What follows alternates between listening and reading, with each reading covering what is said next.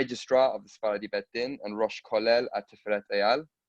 He's currently studying towards a Dayanut qualification, and I know this isn't in the bio, but in one of his recent tests, he got 98%, which I can't even imagine what that number is. He's doing a Dayanut qualification through Eretz Chemda, and he holds through the Montefiore endowment. Through a Montefiore endowment, and first-class honors degree in law from King's College London. He is also Rabbi-elect of Lauderdale Road Synagogue, which is now official news. Unfortunately, we're losing Rabbi Kada in Northwest London, but it's definitely a big gain for the Lauderdale Road community. Tonight, Rabbi Kada will be giving us a very special approach towards a topic that's I've definitely struggled with throughout the years with regards to human free will versus the omniscience of HaKadosh Baruch Hu. So Rav Kada, the stage is yours. Thank you so much, Sina, for the very kind introduction. Just before I begin, I hope my internet connection is stable. I'm speaking to you all from the Cotswolds in Gloucestershire, where Baruch Hashem, we've had incredible weather over the last few days. We arrived here on Sunday and going back on Friday. When Sina wants something from you, you can't really resist. And so, although we scheduled this a few weeks ago, and I tried to get out of doing a shiur on the 12th of August during my holiday, I didn't have much choice. But here I am, therefore, in my slightly casual attire, more casual than usual when I give my shiurim. But it's still a pleasure to see everyone here, and especially Rabbi Dr. Levy and everyone else who I know here and as well. Baruchim Abbaim, and thank you for joining. Sina, I have to say to you, Chazak Baruch for this amazing group you together, Avi Garson, have put together. Just hearing the names that are coming up, Tzvi Zohar and Shmuni Phillips, it's fantastic. And B'ezrat Hashem, this will be the beginning, and the journal as well, which I'm really looking forward as well to be part of. This is all amazing news and something which we Sfaradim need. Not just here in England, but across the world. So Chazak Baruch, and B'ezrat Hashem, you continue to do amazing work for the Sfaradim and all of Am Yisrael. Just one correction, Sina. There's not going to be a loss to Northwest Hendon, because I'm still going to be involved giving shurim, B'ezrat Hashem. So yes, I'll be in Lauderdale Road, but we'll still be very involved with the wider community of B'ezrat Hashem. Okay. So without further ado, let's get right into this topic. So I want to share with you Sephardi specifically approaches to the old age question of human free will v God's omniscience. So this is, as I'm sure you all know, this is a question any thinking person would have thought of sometime through their lifetime. This question troubled me a lot when I was a teenager. It was something I used to think about a lot and I used to speak to lots of people about. Because if we can't get this clear, then it really makes all of our life choices, sometimes we feel, may be worthless. And so let's start right from the beginning. We have to face up to it. We know that our ability to choose is what makes us human, right? Human beings are in many ways similar to all other mammals. And one of the crucial differences that we have to the rest of the animal kingdom is our ability to choose. And we're going to read this in a few weeks' time in the Torah, in Parashat Dayan. I'm just sharing the screen. If you have a look, and this is in Parashat Nitzavim Vayelech, in Parashat Nitzavim to be more precise. The Torah tells us here, I put before you life and good, death and bad. And I'm commanding you to go in the ways of Hashem, etc. Ha'idot in verse 19. Ha'idoti bachem hayom et hashamayim v'et haaretz. I testify in front of heaven and earth. Ha'chayim v'hamavet natati v'haberacha v'hakerala. I've given you life and death, blessing and curse, good and bad. U'bacharta b'chayim leman tehiyata b'zarecha. And you shall choose life in order that you shall live, you and your descendants. There are two things you see in this verse. Number one, you see, is that the ability to choose is in the Torah.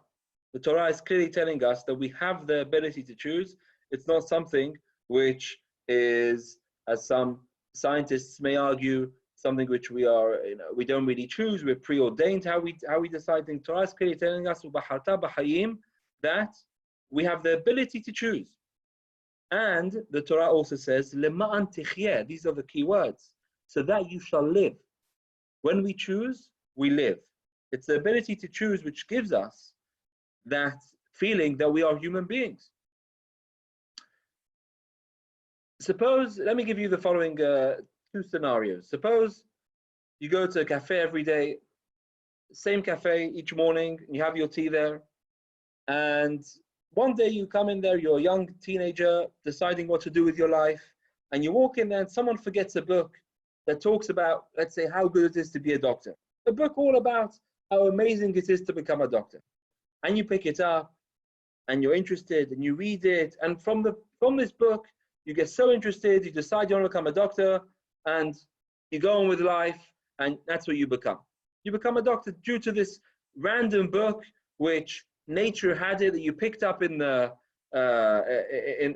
cafe, and that's how your life pans out. You chose. Contrast this with a similar but very different scenario. Your parents are desperate for you to become a doctor, but you have shown, you're a bit apathetic to becoming a doctor.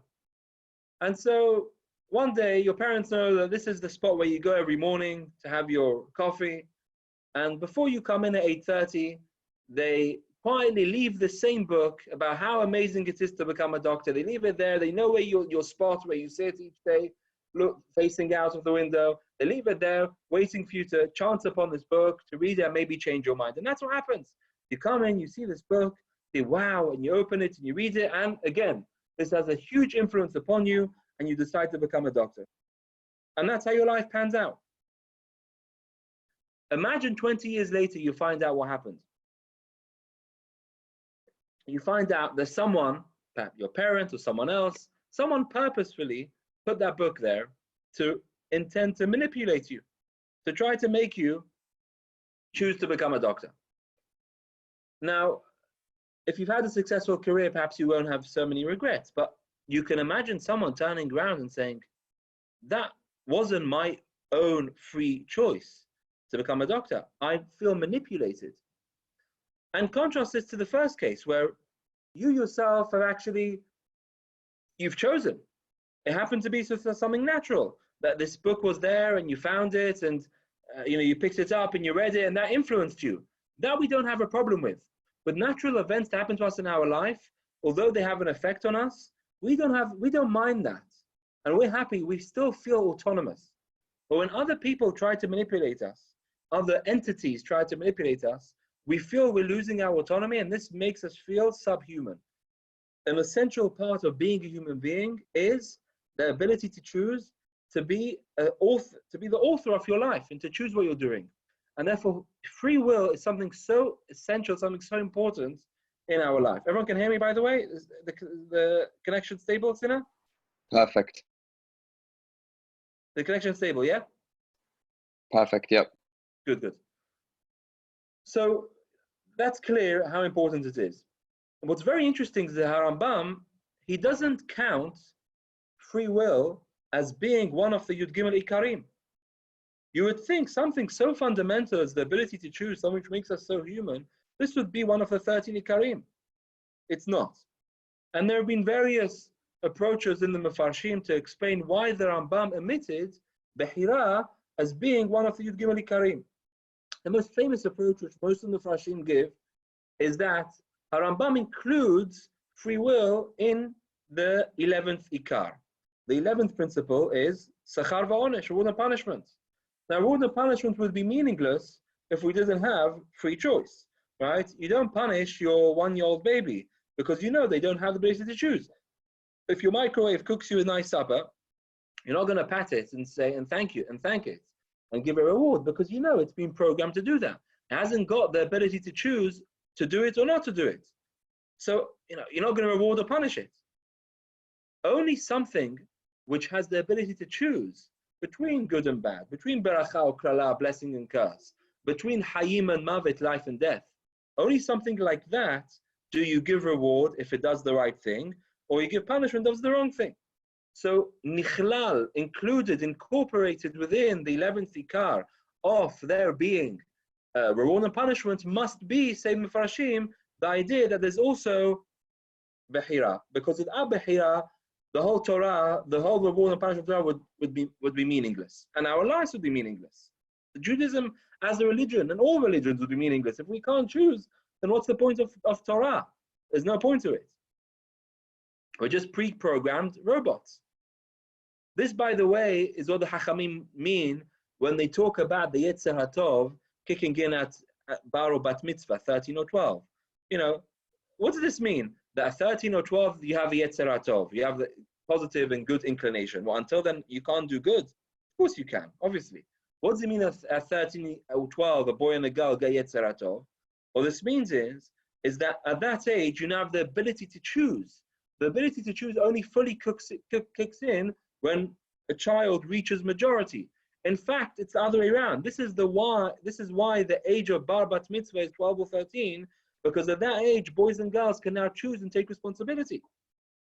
That's what we mean when we say the Yetzer HaTov. Yetzer HaTov is your ability to choose. That's what life is all about.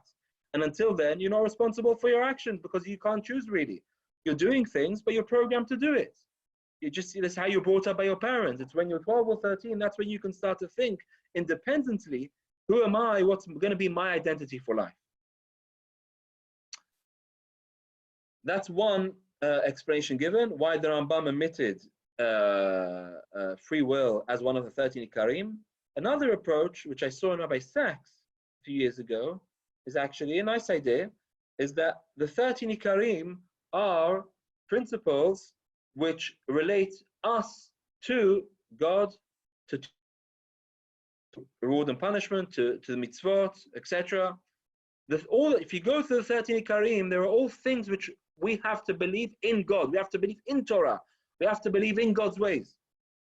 Whereas Sachar va'onesh, Behira, free will, is the only one which is actually belief in ourselves. That we human beings have the ability to choose, that we can believe in ourselves, the power and the ability that we have to formulate our autonomous lives.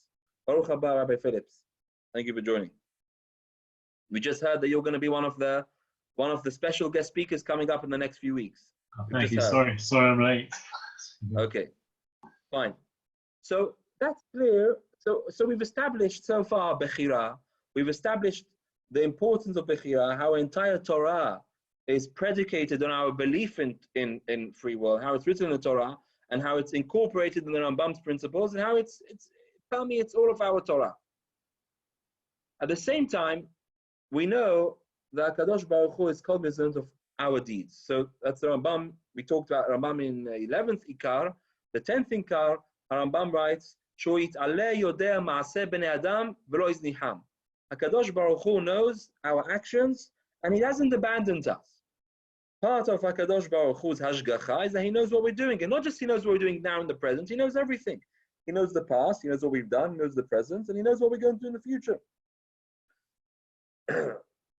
If He wouldn't know what we're going to do in the future, then seemingly there would be an imperfection, says the Rambam in HaKadosh Baruch Hu.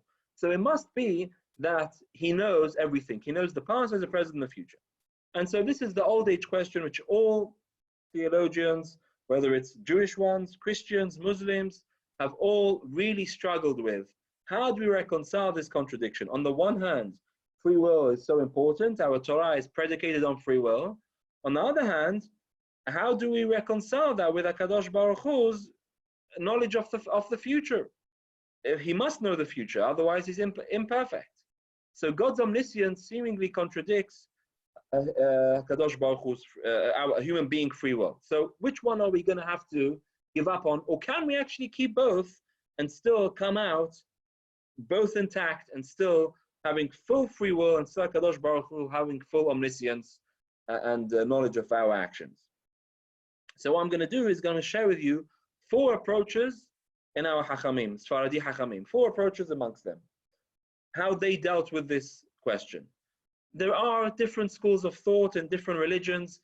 Islamic scholars, in most of them, we don't want to generalize, but on the whole, they were fatalists. Fatalists means that they were prepared to deny human freedom. They were prepared to say that human beings basically were pre-programmed. We can't take away from HaKadosh Baruch Hu, from God's perfection. He has to know what we're going to do. So we have to sacrifice human beings free will, and everything which we do, basically it was going to happen anyway. You know that person who you helped, you gave £1 to, who was on the streets, who was collecting some money to go and buy a sandwich? Had you not given it, someone else would have given it to him. Your actions make no difference, which is extremely, extremely defeating. It makes you question what life is all about.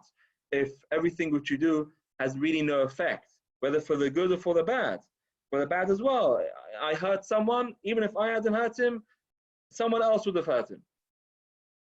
In Christian theology, you have the same idea, which is accentuated mostly by in Calvinism. In Christian theology with Calvinism, John Calvin in the 16th century, he created the idea where God is fully omniscient and he's elected certain people to be saved through no merit of their own. The rest of mankind is doomed. And those people who are saved, they are programmed to do the right thing. Everyone else is doomed. Again, a very fatalistic approach and one which we would struggle to accept. Robert, I'll come to you. I'll come to questions soon, Robert, if that's okay. So how do our Hachamim approach this issue? So let me just say, before we get into the four approaches, Rabbeinu Bahaya ibn Pakuda, so it's not to be confused with the other Rabbeinu Bahaya, the later one, beginning of the 11th century, in Chovot HaLevavot, Duties of the Heart, this is in Chelek Gimel, Perek Shmini, so it's 3:8. I couldn't get away, as I said at the beginning, so I couldn't bring up all the texts as I usually do, but I'll quote you all the Mekorot so you can look at them afterwards if you wish to. This is Chovot HaLevavot, Perek Gimel,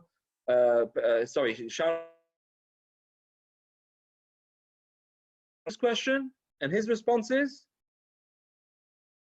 I don't have a response. That's what he says. He says, this question is beyond man's capacity, and you have to rely on faith somehow that the two can be reconciled. And he adds in, if HaKadosh Baruch Hu knew that the knowledge of the solution to this problem was necessary, he would have told us about it. He would have told us. If it was important for us to know the answer to this question, he would have let us know. We don't know the answer. Obviously, it can't be that important, so don't spend too much time thinking about it. Get on with life, accept the two. He's not going to sacrifice any of the two. He's not going to sacrifice our free will. He's not going to sacrifice the Kadosh Baruch Hu's omniscience. Somehow the two go together. We just have to believe it. And if we really need to know the answer, Kadosh Baruch Hu will reveal to us the answer. And Baruch Hashem, throughout the centuries, we were.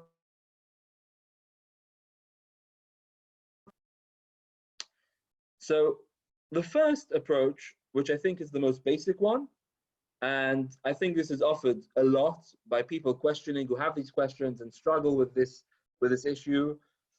This is the approach of Rav Sadia Gaon.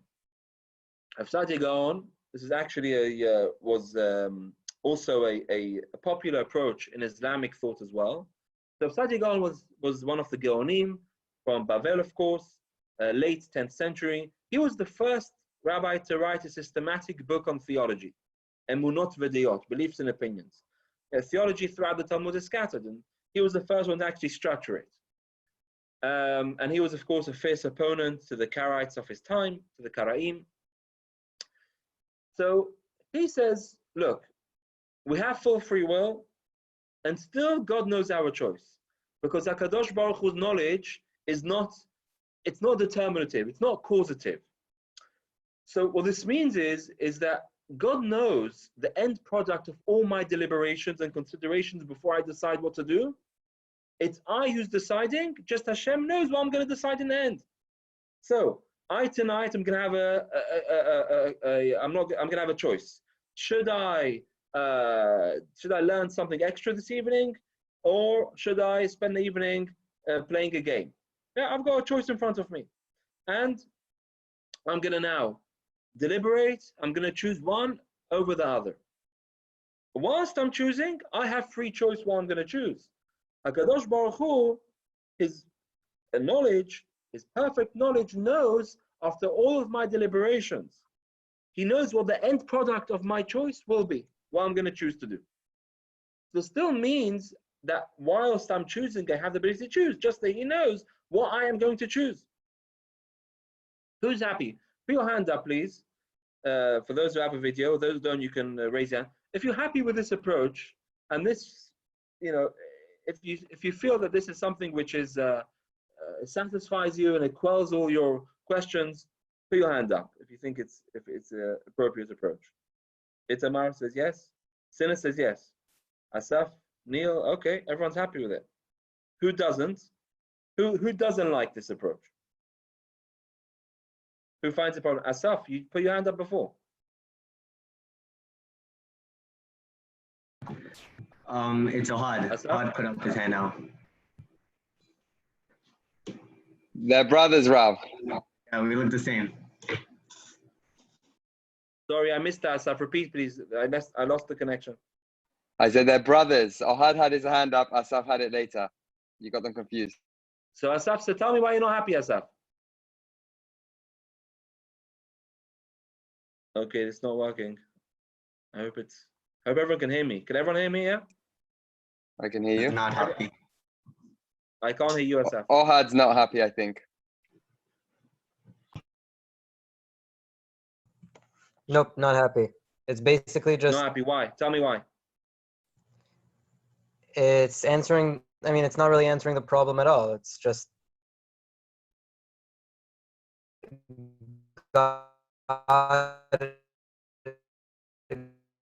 God still knows the process as is. He's just pushing it off till the end. Okay, I missed that. I'm sorry. I obviously can't hear people. It was very bad connection, but just hope everyone can hear me still. So I'm not sure what you said, Ohad, but my issues with this approach is that I don't know if you were saying this, is that at the end of the day, when I'm there choosing between good and bad, I know at the back of my head that Kadosh Baruch Hu knows what I'm going to choose, right? So it makes my choice again meaningless, because I know deep down, I know someone there already knows what I'm going to choose. So whatever I choose, whether I choose good, whether I choose bad, my choice is meaningless. Kadosh Baruch Hu already knows what I'm going to choose. It just makes all of our choices so difficult, because deep down I know that God knows what I'm going to choose. And furthermore, why the need to go through all of this? If Hashem already knows the outcome of all our decisions, He knows what we're going to choose, then why have to go through all of it, right? So look, if some people are satisfied with this approach, but many others feel that it's not satisfactory, because it just pushes the problem further back. So, second approach by the Baal Emunah Rama, Harav Emunah Rama, Rabbi Avraham ibn Dawood, who was a 12th century Hacham, philosopher, astronomer from Cordoba.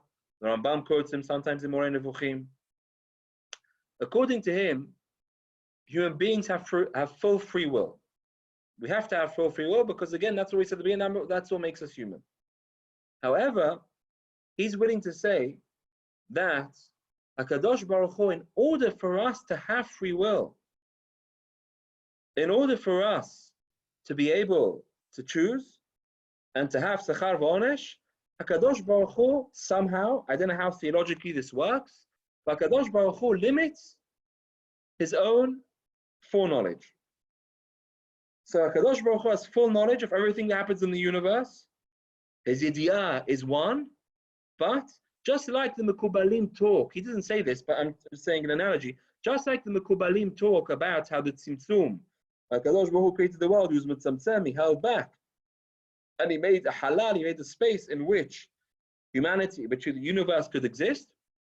So to HaKadosh Baruch Hu's Mitzamtzem, he withdraws and he holds back his ability to know the future in order for us to be able to have Bechira. I'm sure many find this very difficult, and if you were to say this, people would probably find this quite heretical, to say that HaKadosh Baruch Hu doesn't know what we're going to choose. But that's what he says, and the Ralbag says the same. Ralbag also argues that HaKadosh Baruch Hu knows all that's going to happen apart from human beings' ability to choose. Now we'll see later on the Rambam wouldn't accept this in any way. Yeah, we absolutely would not accept this. Because for the Rambam, the knowledge of HaKadosh Baruch Hu, you can't say this. And even leaving the Rambam aside, how can we understand this? That the Ribono Shel Olam, the creator of the universe, is able to be mitzamtzem, to hold back and to not to know the future? It's very difficult to accept something like that. And don't forget, this is the old question. It's not imperfection that an infinite being can't do something, right? This is the old age question that can HaKadosh Baruch Hu create a stone which he can't lift up? And the answer, of course, is he can't do that. It's not an imperfection. He can't do that because he's infinite, and therefore he can't create something which he can't lift up. But just because it's a can't, that's semantics. We get tied down with semantics. We think, because we're using a can't, there's a problem here. No, he can't do it, and that's not a problem. God can't catch a flu either. That's not a problem. That's not an imperfection. Seemingly, the Rambam would say as well, HaKadosh Baruch Hu cannot curtail his knowledge. It just doesn't work like that. It's impossible. But that's how the Ralbag and Rabbi Avraham ibn Dawood put it. They were willing to say that HaKadosh Baruch Hu curtails his knowledge, and that's how we are able to maintain our free will. So the second approach is actually to limit HaKadosh Baruch Hu's knowledge rather than our free will. Yes, Maud, do you have a question? It's not a question. If you can hear me clearly, I think it's actually very tidy how they approach this, in the sense of that. So my initial response was, how do they get around God's omniscience? How can he not know? But of course, how can he know something that's not? It's quite. I believe he can't know something that's not yet happened, so to speak. I was thinking you can either. Is it best to type? It's on and off. I don't know why I can't hear people. It's on and off. Okay, but it's fine. I can hear you. I can hear you now. Go ahead. Yeah, go ahead. It's not worth it if it's gonna chop. Okay. It'll be. Maybe if you could send in the text, everyone. I'm sorry. I want. Yeah, put a text in, Maud, because I was following that. That seemed really a very interesting point. So please type it up while we're speaking. No, please do text. I'll try. In the countryside, so the connection's not great. But let's please do text so we can see. Okay. Before we come to the Rambam's approach, which is the main approach, that's the fourth one. Let's just say one more, and that's of Hasdei Kreskas. Of Hasdei Kreskas is in Or Hashem 2:4. Hasdei Kreskas is 14th century, Catalonia. He didn't always agree with the Rambam. He was a critic of the Rambam's Aristotelian philosophy. He distinguishes, interestingly, and this is the closest we get to an idea of fatalism in Judaism. This is the closest we get. So he goes the other way. So far we have Rav Sadia Gaon, who's trying to balance the two. Then we have Ralbag sacrificing HaKadosh Baruch Hu's omniscience. Then we go to the other side, where we have Rav Hasdei Kreskas, who wants to actually say a version of faith, not the fatalism. Let me explain what he says. Most philosophers, most of our Hachamim were indeterminists, which means that we assume full psychological, moral freedom.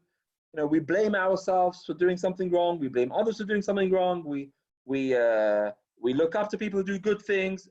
We take responsibility for the good and the bad which we do. Determinists, on the other hand, they argue that we can only imagine that we are free to choose. Every one of our choices is determined by loads of things, by our character, by our genes, our environment, our culture, our society, all other factors. And if a human being would struggle to do this, but who knows, one day when as technology develops, it's maybe possible. But if you are able to take into account a human being's all of these factors, hereditary factors, social factors, cultural factors, all these types of things, and you put them together, it's possible from the outside to predict accurately beforehand the choice a person will make. Do you get this? So yes, a person has the free will to choose, and he is choosing. But this choice is a very limited type of choice. This choice is basically you programmed from your history, your own history, not because someone has programmed you to do it. From your own upbringing, from your genes, from your culture, from everything around you, you are going to choose X over Y. That's just how, if we could get together all the information, we could know externally what you're going to choose. This is very different to fatalism. Fatalism believes everything is preordained, right? So let's take an example. I have a choice to kill or not to kill. I decide not to kill. So the indeterminist, which is most of our hachamim, they'll tell you, I had the choice to do both, and I chose not to kill. I could have chosen to kill, I chose not to kill. Hazak Baruch, you'll get rewards for that. The fatalist on the other extreme will tell you, that was ordained from heaven for me not to kill. That's not what Rav Chasdei Kreskas is saying. He's saying something in between. He's saying, what the determinist will tell you is that I had the ability and the choice to kill or not to kill. I did have that choice. But because of my background, because of all the other factors in my life, I had to choose not to kill. I had no option but to refrain from killing. Right? So this, says Rav Chasdei Kreskas, is how we explain how we have free will, but still Kadosh Baruch Hu knows the outcome of our decision. Because Hashem knows all the details that go into us making a choice. He knows all our background and every single prat, every single detail to know how we will decide. But we still have the free will to decide what to do, albeit that this free will is based on our past choices and events. So, sorry, I missed that. So, did we? I think we should text questions into the chat because it seems to be, yeah. Okay, so does everyone get that? This third approach, this is the closest we get to the best of my knowledge. To the best of my knowledge, this is the closest we get to sacrifice of human free will. Basically, what he's saying, Chasdei Kreskas is basically saying, is that to the best of my knowledge, I don't know any Jewish philosopher who's a fatalist. I don't think there is. Maybe Rabbi Phillips can tell us at the end if he knows. I don't know anyone who's a fatalist. But I think this is the closest you get to it, of Chasdei Kreskas, who's saying that you do have free will, but that free will is a conditioned free will. And Hashem, who's Yodea et hakol, bohelni botuch layot, he can know how you're going to choose. And that's what we mean, HaKadosh Baruch Hu's omniscience, he knows what you're going to choose. You have free will, but taking into account everything, you're going to have to choose one over the other. Now, again, this is extremely difficult because really it is a philosophical way of saying that you basically don't have free will. Asking,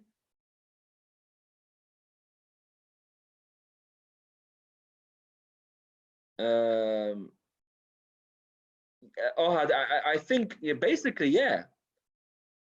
Sorry. You mean, isn't it the exact same thing as fatalism?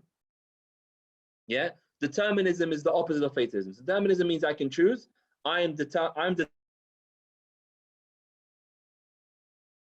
Yeah, it's very similar. It's somewhere in between.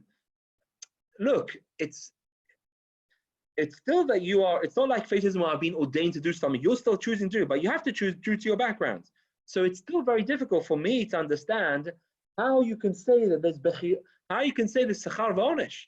Where's the reward and punishment?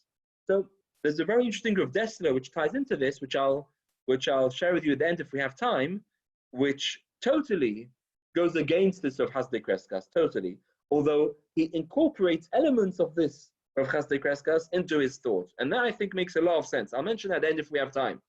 But this is the third approach, which is willing to sacrifice human free will in order to maintain HaKadosh Baruch Hu's omniscience. Let's go to the fourth approach, and this is the main approach. I think this is the most convincing. I'll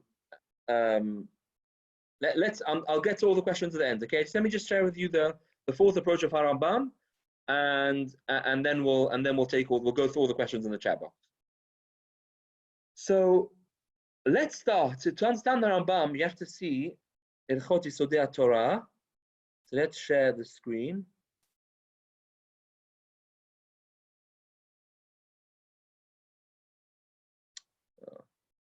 Share the screen. Where's it gone? There it is. Okay. So let's see how Rambam in Yisodei Torah in Perek Bet Halacha Yud. Says the Rambam, HaKadosh Baruch Hu, I'm going to read the Hebrew, but you can read the English as well. HaKadosh Baruch Hu makir mitov yodea oto kmo shehi. God knows his essence. Ve'ino yodea b'diah shu chutz mimenu kmo she'anachnu yodim. His knowledge isn't an external one, like human beings. I'm myself, and I have my knowledge. She'en anachnu v'da'atenu echad, we're not one. Aval haborei yitbarach hu v'da'ato v'haya v'echad. Him, his knowledge and his essence are one mikol tzad mikol pina b'kol derech yichud. She'ilmale haya chai b'chayim b'yodea b'diah chutz mimenu. If there was him and his knowledge, hayu sham elahut harbeh hu v'chayim v'da'ato. ואין הדבר כן, אלא אחד מכל צד ומכל פינה בכל דרך ייחוד. נמצאת אתה אומר, הוא היודע, והוא הידוע, והוא הדעה עצמה הכל אחד. He knows, he is the knowledge, and he is the knowledge, it's all one. And then the Rambam says the crucial words. דבר זה אין כוח בפה לאומרו ולא באוזן לשומעו ולא בלב לאדם להכירו בוריו. This is impossible for human beings to say, to hear, or to fully understand.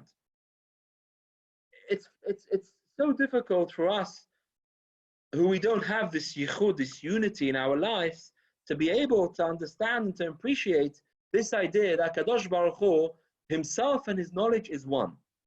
They're not two separate things, it's all one.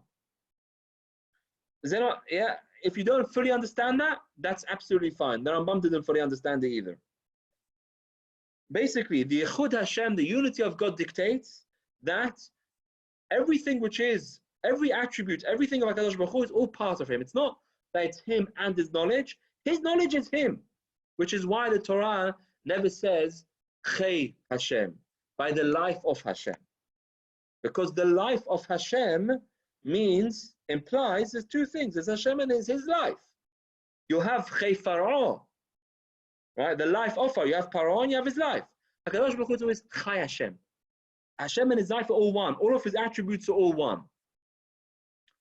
With that in mind, let's now go to Rambam in Ilchot Teshuvah. Rambam in Ilchot Teshuvah writes,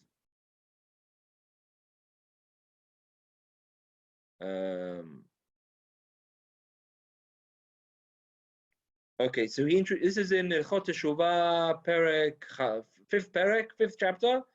Have a look at the first 1 to 4. It's worthwhile reading it afterwards. He talks about the importance of free will, and then he says, Halacha Hey, Shema Tomar, perhaps you will say, he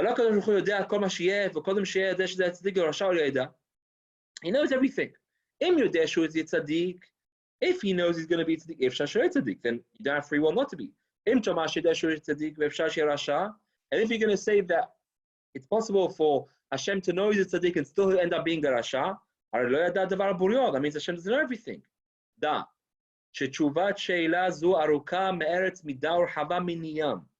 answer to this question is extremely wide to understand. And there are great principles and mountains dependent on this. But you have to accept what I'm going to tell you. We've already explained what I just showed you. שהקדוש ברוך הוא אינו יודע מדעה שחוץ ממנו כבני אדם שהם בדעתם שיניים.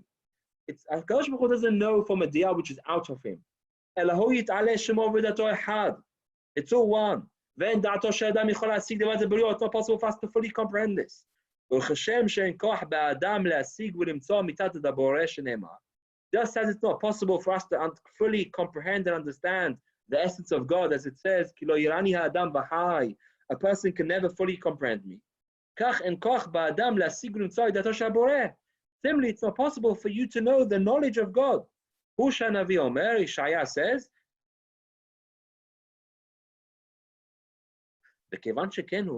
אין בנו כוח לידע היח ידע הקדוש ברוך הוא כל הבירואים במעשים. It's not possible for us to know how HaKadosh Baruch Hu knows everything, אבל נדע בלא ספק, but we can still know for sure without any doubt, שמעשה האדם ביד האדם, human being have full free will, ואין הקדוש ברוך הוא מושכו. Doesn't decree, he knows, and he still doesn't decree upon him. Now the Ravad, who was the Rambam's great critic, the Ravad famously writes on these words of the Rambam. He says, I'll read out to you, I couldn't find Hebrew online, I'll read out to you the English. He says, Rambam didn't conduct himself properly. Because basically he says that, when you're going to raise a difficult question, don't raise the question unless you have a satisfactory answer. What you, Rambam, have done, says the Ravad, you've raised the question and you haven't given an answer. You've asked a terrible question. It's so difficult for us to get our heads around this. And you just say, this question is Rehava miniyam, it's as wide as the sea, and there are mountains dependent on it. And just accept that we have free will and still Hashem knows everything. Why did you behave like this, says the Ravad? Don't ask the question. If you don't have an answer, don't ask the question. And the Ravad goes on to question the Rambam, and he ends, how does the Ravad end? He says, look, since the Rambam's already brought up this question, I have to answer it. I can't leave this question unanswered. And he goes and answers Zaikav Sadia Gaon, like we said at the beginning. He knows, Hashem knows what we're going to choose, but it's at the end of our deliberations, so it's not determinative, it's not causative. And Haravad himself, he concludes and he finishes and he says, look, as far as I remember, it's something along those words. He says, basically, even this answer is worthless in my eyes. This isn't a good answer. I brought it up, but really, and I'm going to have to offer a different answer, but even the answer I'm not really happy with, but that's the best I have to answer. Now, as many have pointed out that I think the Ravad here was mistaken. And the Ravad here missed the depth of the Rambam's words. And it's difficult for me to say something like that, because the Ravad, of course, was someone who went to the depth of Rambam's words throughout all of Mishneh Torah. But here it's clear the Rambam means something much deeper. What Rambam here means is that he's saying it's not possible for human beings to understand divine knowledge, which is an entity which is totally different from human knowledge, right? So when we talk about knowledge, our knowledge, human knowledge, and we talk about God's knowledge, the word knowledge is a homonym because it means two totally different things. The only similarity between human knowledge and God's knowledge is that they're both not ignorant. That's what we mean when we talk about God's knowledge. But really, God's knowledge is something totally different. What Rambam's mainly saying here is that, and he elaborates on this in Moreh Nevuchim as well. In Moreh Nevuchim, he elaborates on this.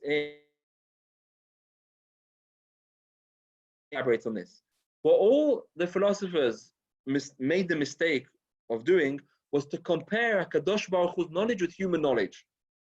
When a human knows something, he himself and the object of his knowledge are two separate things. However, HaKadosh Baruch Hu's knowledge and his essence are one and the same. And just as it's not possible for human beings to grasp HaKadosh Baruch Hu's essence, it's impossible for us to grasp HaKadosh Baruch Hu's knowledge. We have to accept that we can't grasp God himself. All of God's attributes are all part of him. It's all one. Merciful. Hashem is compassionate. Hashem is truthful. All these attributes all fall under one being, under one essence. Whereas human beings have themselves and have their attributes. Just like we can't know God's essence, we can't know any of his attributes. We can't talk about his mercy. As the Rambam famously writes, when we talk about HaKadosh Baruch Hu being merciful, we don't mean he's merciful. We can't say Hashem's merciful. All that we mean when we say Hashem is merciful is that he's not merciful. You get that?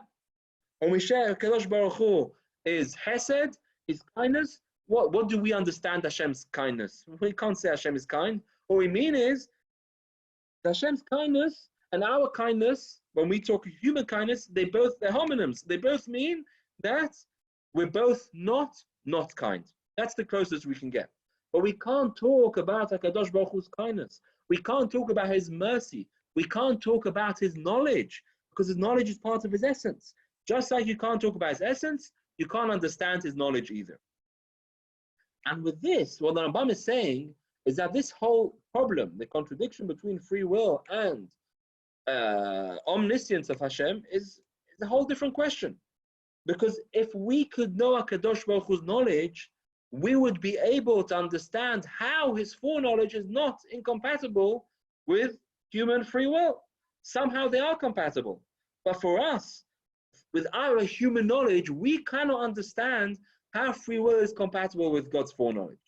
Divine knowledge, even though we human beings cannot fully comprehend this compatibility, how it goes together. I'll just end with this. There's a very interesting Mishnah, which the Tosfot Yom Tov, Rabbi Hela, points out. There's a Mishnah in Pirkei Avot which says, very bluntly, Hakol tzafui v'arashut netuna. Everything is foreseen, Hashem sees everything, yet there's full freedom of choice.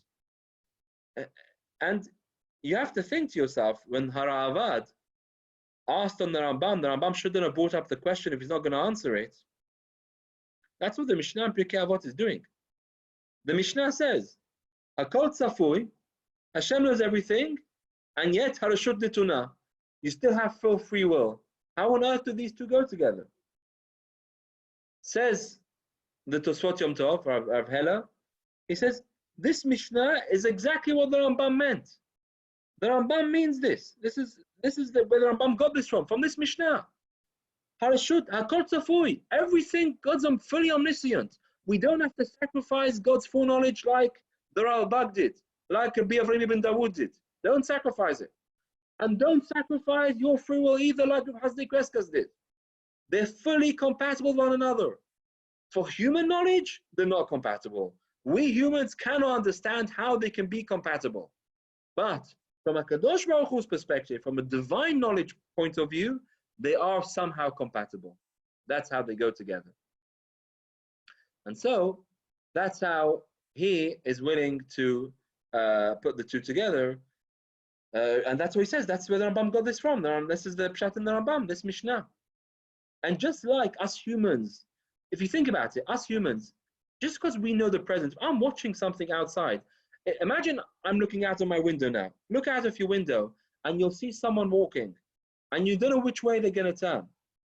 Just because you know what's happening now in the present, that's not determinative. Just because you know what's happening now and you're watching that person walking, it doesn't mean you know what they're going to choose. The knowledge of the present for us humans is not determinative. In HaKadosh Baruch Hu thought, there's no past, present, and future. There's no, you can't talk about past and future. Our whole problem comes from asking, we are constrained within time. And therefore we ask, Hashem knows the future. So how do we have free will in the future? We can't get them together because for us, as human beings, we can't understand how they're compatible because we live in time and we're constrained by future. But from HaKadosh Baruch Hu's perspective, past and future is present. And therefore, just like for us human beings, we can understand and we can understand that living in the present, we can see what people are doing, doesn't mean that we know what they're going to choose. So to HaKadosh Baruch Hu is all in the present, he knows what's happening, he still somehow doesn't know what we're going to choose because his knowledge is all in the present and his divine knowledge is somehow compatible with our ability to choose. So to summarize what we've said this evening, and then we'll take questions. I'll go through the questions in the chat box. And what I've said basically is I introduced the importance of Bechira, how fundamental it is in Jewish thought. We went through the Pesukim. We talked about how the contrast how a person can feel so manipulated and so let down when we don't feel that we're choosing. But at the same time, we know HaKadosh Baruch Hu is fully omniscient. So how do we reconcile the two? We've given approaches. The first approach said Rabbeinu Bahaya, who said, I don't know the answer. Just accept it. Have emunah pishuta. Accept it, there's no answer. But the four approaches which we've tried to reconcile, number one is of Sadia Gaon, later echoed by the Ravad, that they are compatible. Hashem knows our final choice, what we're going to choose. He knows the future, He knows what we will choose. Second approach, Avraham ibn Dawood, is that they are, Kadosh Baruch Hu has limited His foreknowledge. Third approach of Hasdei Kreskas is that our free will is limited in the sense that indeterminacy, in the sense that we have the ability to choose, but it's social construct of for we don't really have free will. And Hashem knows at the end of taking into account all the factors, genetic, environment, etc. He knows what we're going to choose, and in that sense, He knows the future, but we still have the ability to choose. And finally, Harambam's approach, which is to say, there's full free will, there's full omniscience, there's full knowledge, but that knowledge is in your knowledge. You're asking this question because you are thinking from your perspective, from your understanding of knowledge. But God's knowledge is a different knowledge, just like His mercy, His truth, His rahamim, are all different attributes which we can't understand, all part of Hashem's yichud, His oneness and His unity. His knowledge is also part of unity. You can't understand His essence, you can't understand His unity, you can't understand His knowledge. From God's full knowledge, it's possible for them to be compatible because His knowledge is all in the present. And just like our knowledge of the present is not determinative, like HaKadosh Baruch Hu's knowledge of the present is similarly not determinative. These are four approaches of our Hachamim, which I hope shed light. For me personally, the Rambam for me makes the most sense from a theological perspective. Rambam wouldn't accept at all to say that Kadosh Baruch Hu is mitzamtzem His knowledge. Absolutely not. He would never. It's impossible for Rambam to say something like that. What does that mean? That's an imperfection. It just doesn't make any sense to say that Hashem limits His foreknowledge. And I'm very surprised that Rambam would say something like that, to be honest, because Rambam we know was a great philosopher and a great rationalist, and I don't know how. That's what he said. But that's how Rambam is somehow putting the two together, and he's saying, look, we know there are constraints to our understanding of the divine, and we can understand, but there are constraints to our understanding, and from HaKadosh Baruch Hu's perspective, the two are compatible. So let me just go through the questions in order. You try to unmute yourself if you want, and we can try to do it. I think you might want to pick two or three just so you don't go too over time. Okay, I'll quickly go through it. If Rambam can't accept Tzimtzum, how does he explain the fact we exist separately from him? It's asking if the Rambam can't accept Tzimtzum, how does he explain the fact that we exist separately from him? Look, I didn't say he doesn't accept Tzimtzum. It's a very good question. I don't know if he doesn't accept Tzimtzum. He wouldn't accept the idea that he's mitzamtzem his knowledge. Now, how he would get around the idea that how we human beings exist independently when he permeates all of everything. That's an interesting question. Rabbi Phillips, any ideas on that? What would you say to that? I would think that the whole question is based on a premise that Rambam would reject, that the idea that we and God cannot coexist without kind of limitation is based on the idea that we and God move in the same kind of realm. We don't understand God's existence at all. So I would say that Rambam would reject the whole premise of the question. We cannot ask that. We cannot say, why can we and God not coexist? Because our existence is just our knowledge of a different ilk altogether. So what do we mean when we say God exists? I think he also says more in Elohim, he doesn't not exist. We cannot understand what it means. But the whole idea of God has to be mitzamtzem and create the halal in order for us to exist presumes that we have the same kind of existence, and that our existence somehow impedes or is a limitation of God's existence. That's what I would have thought. I hadn't seen that anywhere.